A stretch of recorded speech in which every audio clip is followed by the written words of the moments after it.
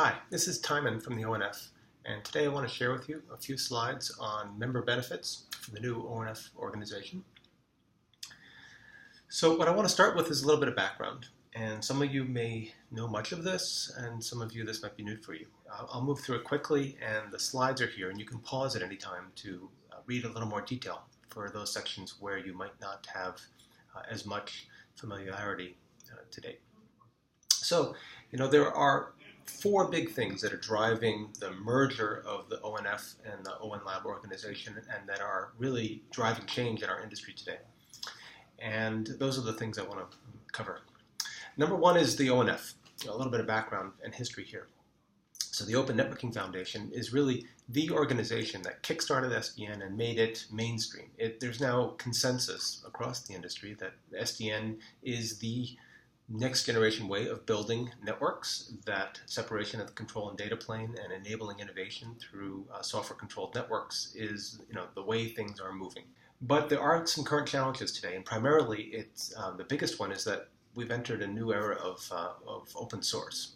And open source options in the networking space were almost unheard of a number of years ago, but that's no longer the case. ONLab, it was a sister organization founded sort of alongside ONF, but with a different mission. While the ONF was founded to drive SDN, the ONLab was founded to create the open source platforms in the space, and has now created the leading open source platforms in the service provider carrier space with ONOS and with Cord.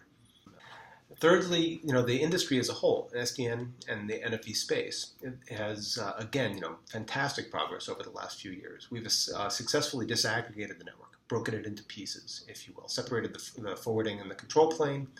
We now have disaggregated networking devices. Many VNFs for various functions are now becoming available.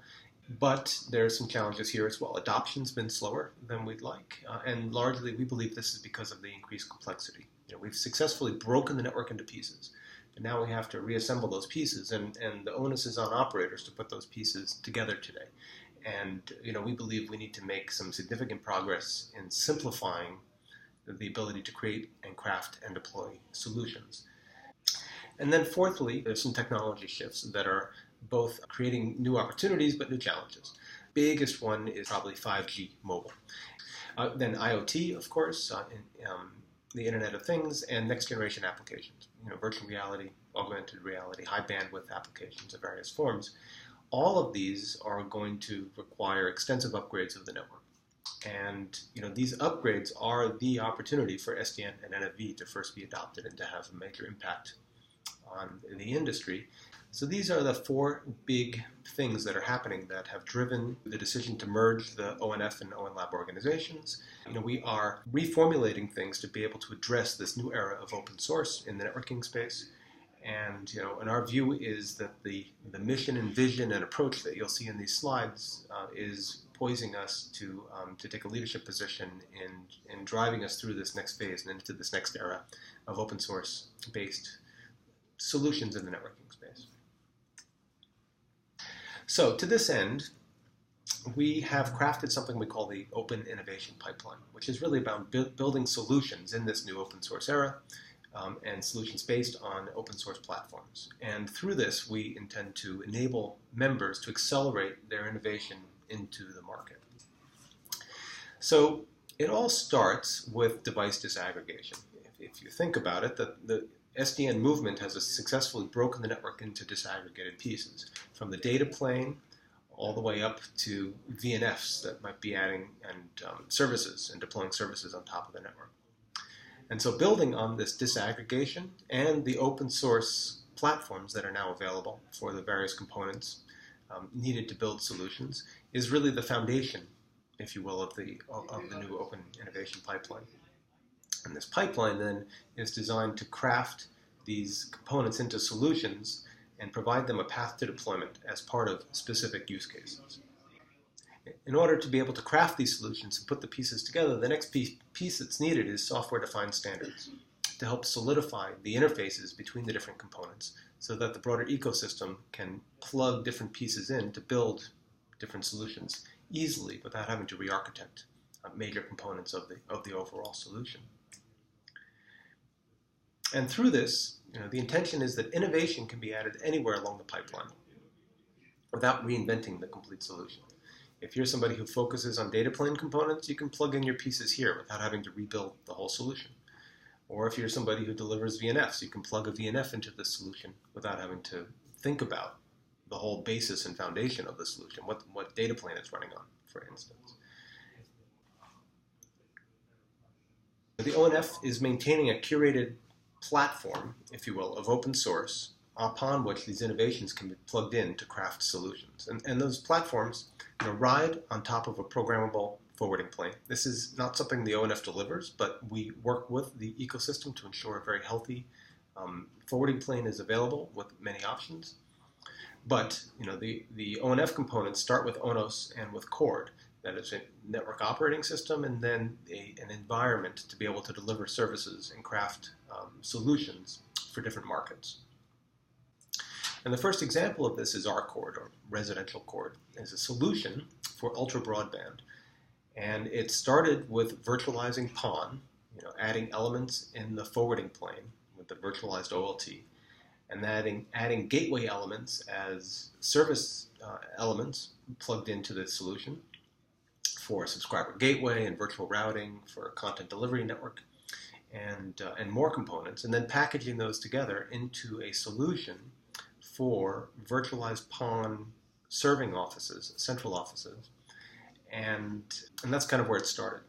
And this solution has been in operator POCs and trials since 2016 and is rapidly headed towards deployment. And on top of that, you'll notice that there's a virtualized CMTS, or cable solution that's being plugged into this. And this is, yet another great example of how the Open Innovation Pipeline can enable very rapid innovation by replacing one component in the overall solution. This entire RCORD solution can then be pivoted for the cable market and can address yet another multi-billion-dollar market. So that's RCORD. Another version of this, another solution available is the MCORD for mobile 5G. Here, you'll notice that the forwarding plane and access network components are swapped out with other virtualized versions, software-defined RAN and baseband units, and other software components. And then the mobile core is also made available in virtualized open source components for S-Gateway, P-Gateway for EPC, and a 911 app for emergency services, and the content delivery network components as well can be reused and repurposed here. And all of this then packaged together into a solution for next generation 5G central office. And MCORD is rapidly emerging as the solution of choice for 5G around the globe, with many of these operator partners and beyond. So, what we've done now is to generalize this in an open way so that we can have multiple pipelines for different markets, and that ONF members can bring value and introduce offerings wherever you provide unique capabilities. There are many opportunities down in the forwarding plane. There are many opportunities around the VNFs. And there are opportunities around integration and verification that I think are very important to help drive the industry forward, to help craft completed solutions, customize these solutions, verify them, and help take them to market with operators. And through this, vendors have an opportunity to ride a pipeline into operator trials. So as the ONF builds use case solutions for our operator members, and those operator members, some of whom you see here, are committed to taking these solutions into proof of concept lab trials and beyond. And so by integrating your unique components into one of these use cases, you essentially get to benefit from the sucking sound of this solution getting pulled towards the market. And I should add that many of these components are available in open source, but this model is open to proprietary solutions as well. So for instance, if you have a VNF that you want to connect to one of these solutions, you're not required to release the source code. You can release it in binary form, but package it in such a way that can be downloaded and plugged right into one of these solutions in a seamless and straightforward way. So this slide is essentially a written version of much of what I described on the Open Innovation Pipeline visual slides. I'm not going to go through it here, but it's available. Please feel free to pause and read this if that would be helpful for you to get some more detail. So today we have many active pipelines, and so you'll see that we have pipelines in R-Chord and M-Chord, these two I've mentioned. There's an innovation pipeline for E-Chord, or enterprise VPN services. And then for a packet optical backbone solution is available, and also a leaf spine data center fabric solution is available as well. And so those are the 5 that are up and running and are already in POCs lab trials and early deployments. And more, our vision here is to leverage this model and broaden the model for other markets. And in particular, we're forming one right now for the enterprise space.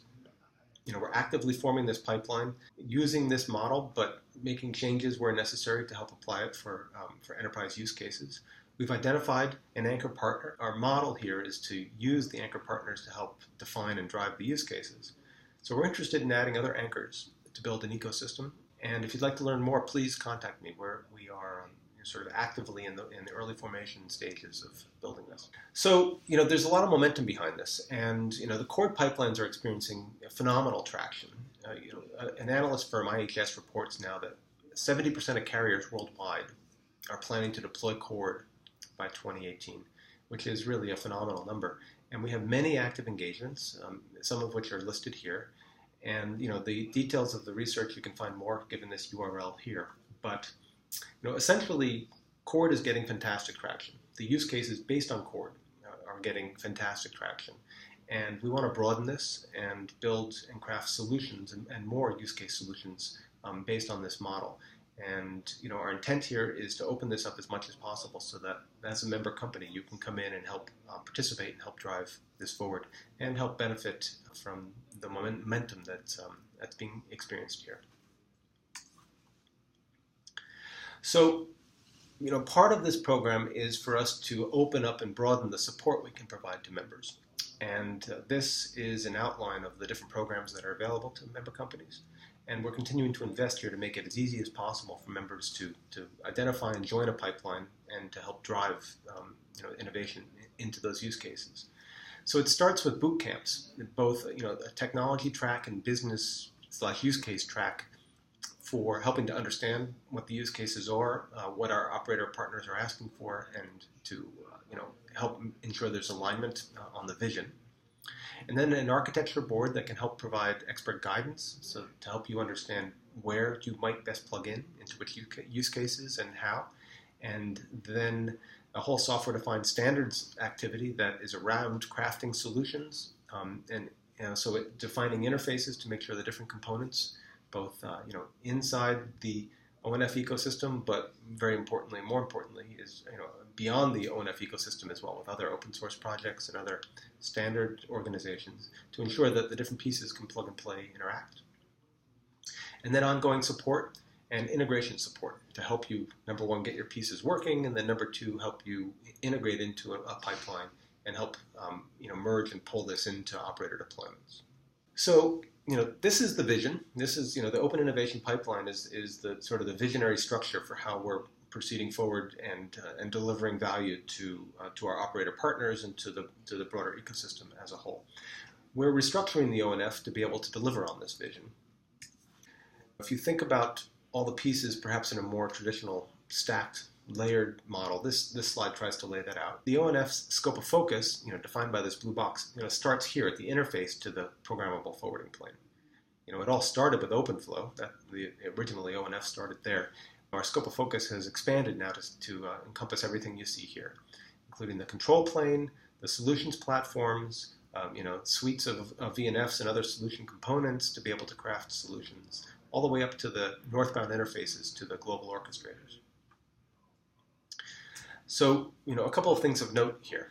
Number one is that, we believe it's important that there is room for multiple controllers in a solution like this. In particular, Open Daylight or ODL could be made available as an option here. And, we're working on defining these APIs to make it possible to plug in ODL.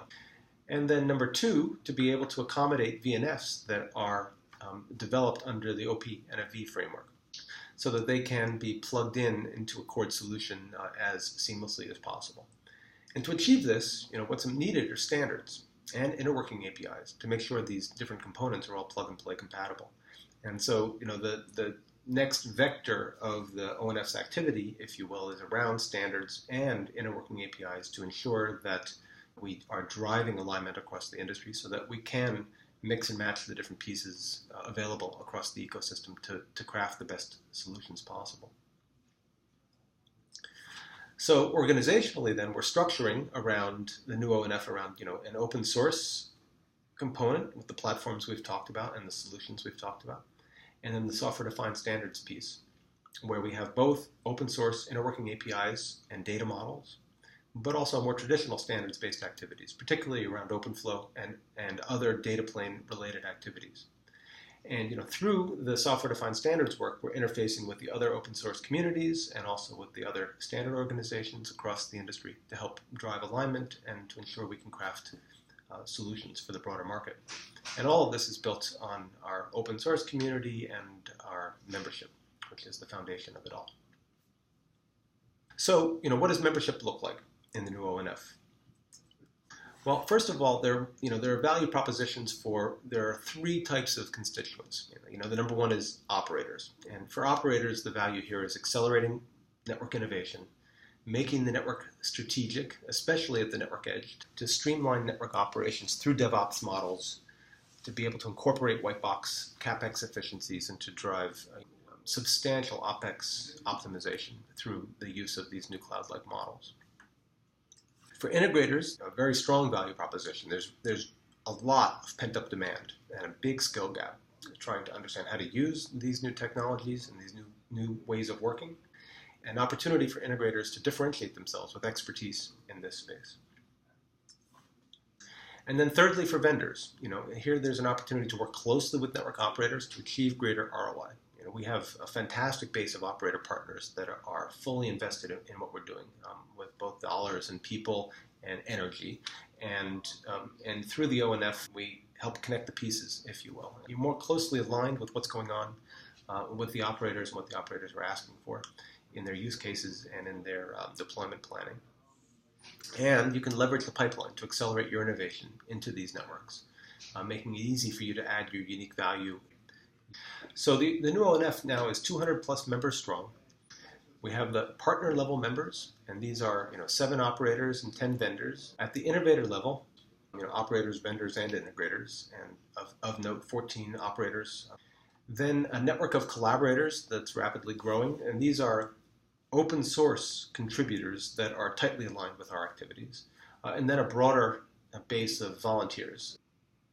And then a new board for the ONF. And you'll notice this board is heavily biased towards operators that are helping to drive the vision, and we very intentionally bias the board and bias the organization towards operators because we believe they're the ultimate consumers of what we're doing, and that ensures that we remain aligned with where the market's going.